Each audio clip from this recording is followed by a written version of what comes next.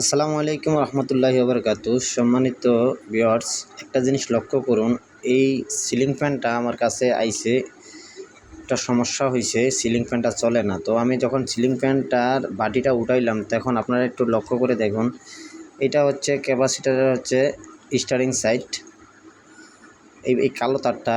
আর running সাইডের অবস্থা দেখেন, এই যে আমার এই দুইটা তার হচ্ছে আমার ফেজ আর নিউট্রাল।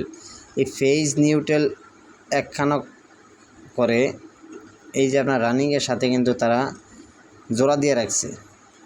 যখন তারা এই ক্যাপাসিটারটা পরিবর্তন করছে, পরিবর্তন করার সাথে যখনই সুইচ দিলে ব্রেকার টিপ করে, তো সেই ক্ষেত্রে কিন্তু ফ্যানটা আমার কাছে খুলে নিয়ে এসে এখন আমি ফ্যানটা খোলার এই অবস্থা দেখে আমি নিজেই অবাক। এখন বলেন, আমরা মিস্ত্রি নামে কলঙ্ক, শুধুমাত্র সামান্য মাত্র একটি ক্যাপাসিটার পরিবর্তন করতে গিয়ে এই ভুলটা করি। আর যখন বড় কিছু করব তখন কি হবে একমাত্র উপরওয়ালা ভালো জানে।